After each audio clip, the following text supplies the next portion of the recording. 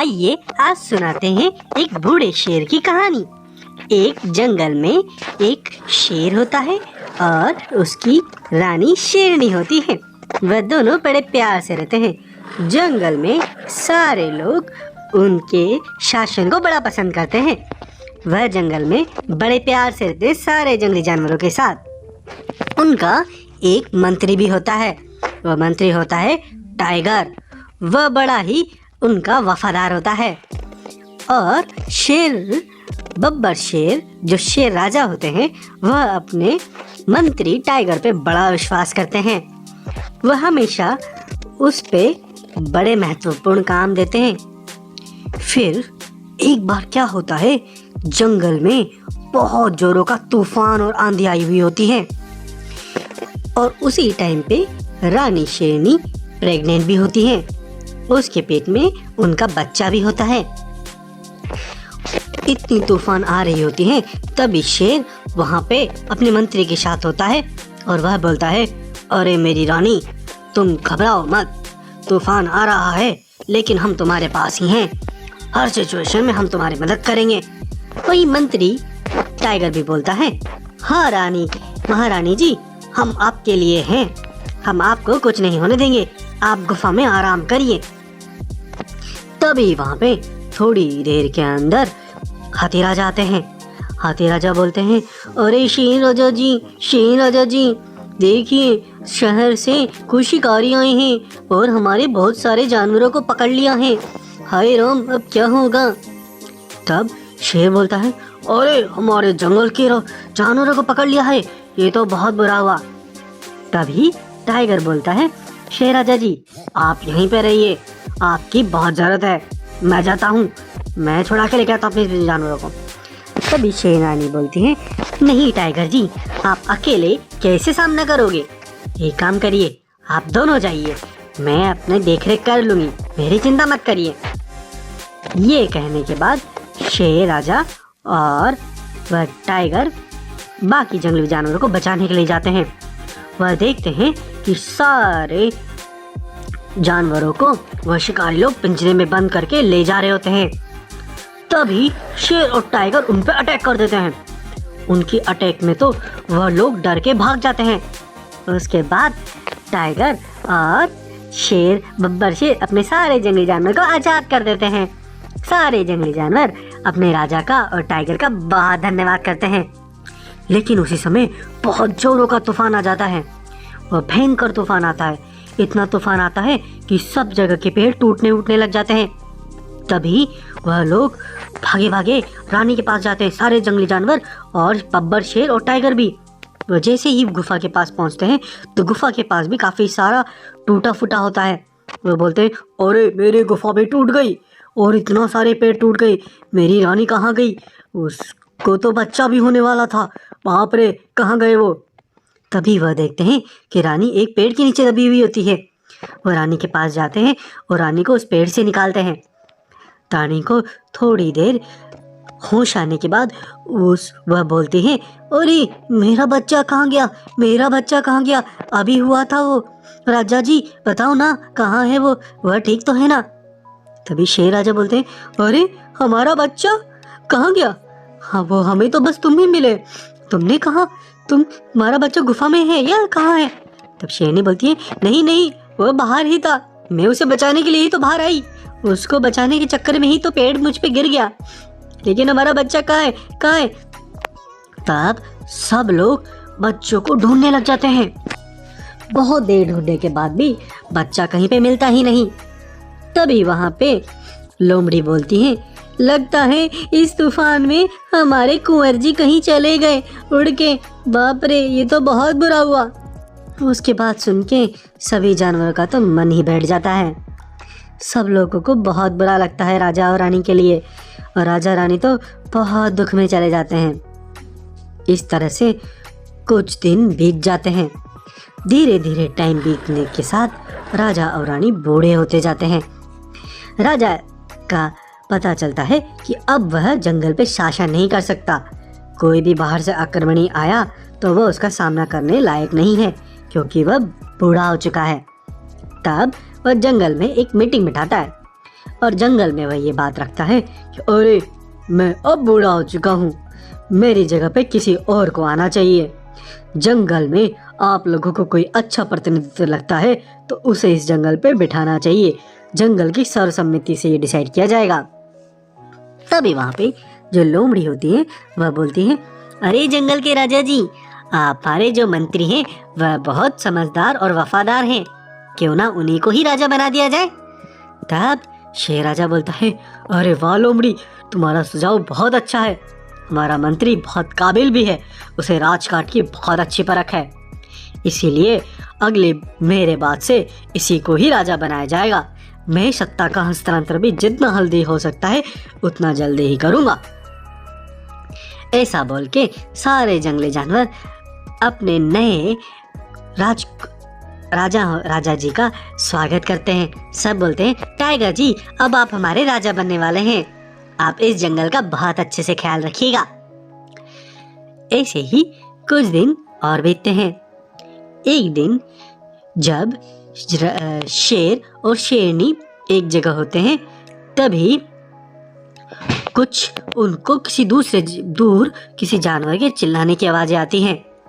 तब शेर राजा बोलते, अरे ये किसी जानवर को कुछ पकड़ लिया है किसी ने, कौन है ये, क्या हुआ, हमारे प्रजा में किसी की तकलीफ है। तब टाइगर बोलता है, शेर राजा जी, मैं देख के आता हूँ क्या है। तब टाइगर उधर चला जाता है।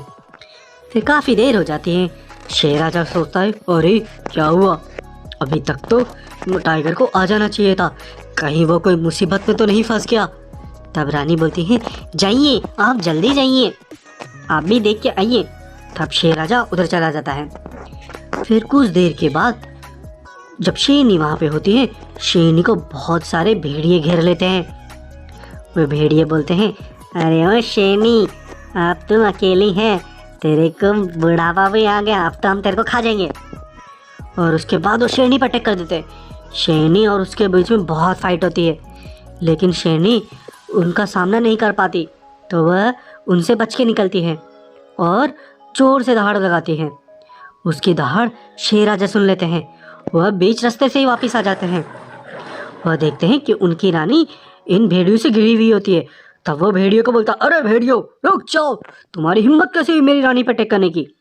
फिर उसके बाद शेर राजा और रानी उन सब भेड़िए पे लपट पड़ते हैं।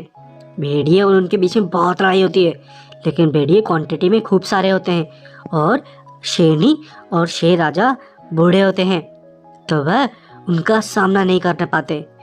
इस लड़ाई में शेर राजा और रानी बड़े घायल हो जाते हैं। तभी थोड़ी देर के अंदर दूसरी तरफ से एक बड़ा जवान सा शेर वहां पे आ जाता है। वह आते ही उन भेड़ियों पे टूट पड़ता है। वह उन भेड़ियों को मार मूरता है। सारे भेड़िए तो उसकी ताकत से चौकन्ने हो जाते हैं। वह सोचते हैं, अरे बाप रे, ये तो बहुत ही ताकतवर है। भेड़ियों का जो सरदार होता है बोलता है, यह समय ठीक नहीं है, चलो भागो यहाँ से। और सारे भेड़िए वहाँ से भाग जाते हैं। तभी शेर राजा बोलता है, अरे जवान शेर, तुम कौन हो, तुमने तो हमारी बहुत मदद करी, हम तो लगभग मर ही गए थे।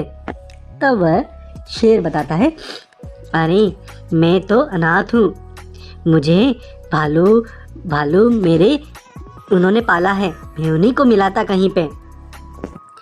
तब शेरनी बोलती है, अरे तुम जवान लग रहे हो, मेरा बेटा भी खो गया था बहुत सालों पहले, आज वो भी तुम्हारी उम्र का ही होता, तुम्हारा जैसा ही होता। आज तुम्हें देख रही है तो मुझे मेरे बच्चे की याद आ रही है।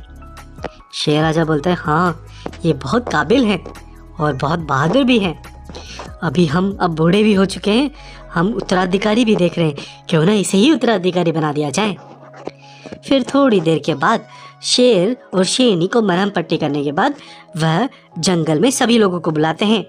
सभी लोगों को शेर राजा बोलते हैं, अब से जंगल का नया राजा ये नया शेर होगा, इसका नाम है शेर खान। अब से शेर खान जंगल का राजा बनेगा।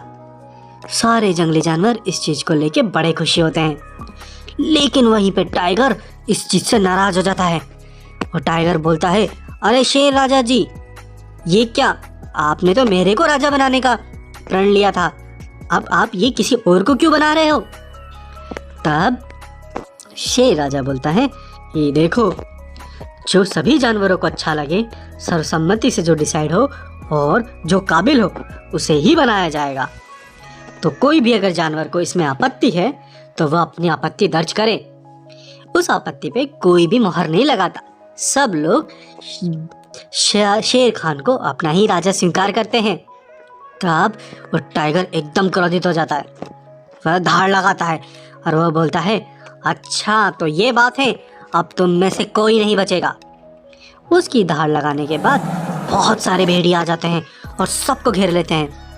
फिर टाइगर बोलता है, बहुत दिनों से मैं इस जंगल का राजा बनना चाहता था, बहुत तगड़म बढ़ाई है मैंने। तुम्हारे बच्चे को भी मैंने गायब कर दिया था। मैंने सोचा था तुम्हारे बच्चे को उठा के मैं भालुओं के पास छोड़ के आ जाऊंगा तो भालू उसे दुश्मन समझ के मार देंगे, लेकिन ये बेवकूफ़ भालू इसको पाल पोस के बड़ा कर दिए। लेकिन कोई नहीं, जो काम पहले नहीं हुआ आज से ही, आज मैं तुम्हारे बच्चे को भी मार दूंगा और तुमको भी मार दूंगा।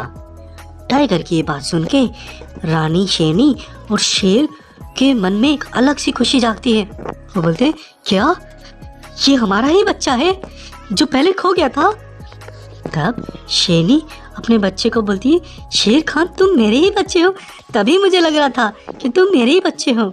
शेर और शेरनी बहुत खुश होते हैं और शेर खान भी बहुत खुश होता है।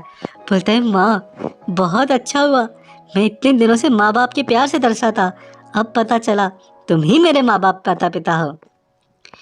इस बात खोते हुए देखे टाइगर बोलता है, बहुत हो गया बच्चे और माता पिता का मिलाप, अब तुम में से कोई नहीं बचेगा।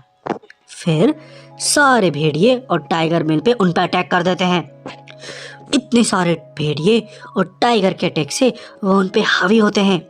लेकिन थोड़ी ही देर में वहाँ पे भालुओं का झुंड आ जाता है। भालुओं का झुंड आके सारे भेड़िए को मार भगाता है और टाइगर वहीं पे फंस जाता है। तब टाइगर बोलता है, मुझे छोड़ दो, मैंने गद्दारी की, मुझे छोड़ दीजिए। तब शेर राजा बोलते हैं, देखो तुमने बहुत गलत किया, लेकिन तुमको मैंने अपना भाई माना था, बस उसीलिए तुम्हें जिंदा छोड़ रहा हूँ।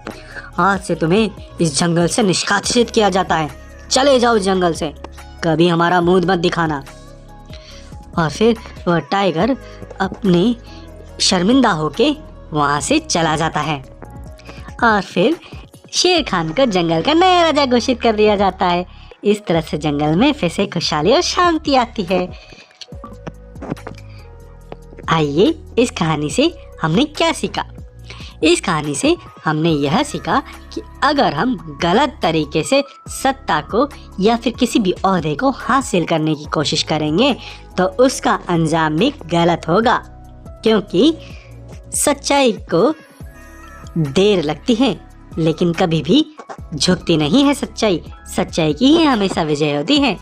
जिस तरह से इस कहानी में टाइगर को अंत में जाके हारना पड़ा। इसलिए सही रास्ते पे चलिए और अच्छे बन के रहिए। हैप्पी पल चैनल को सब्सक्राइब करें और लोगों के साथ शेयर करें। हैप्पी।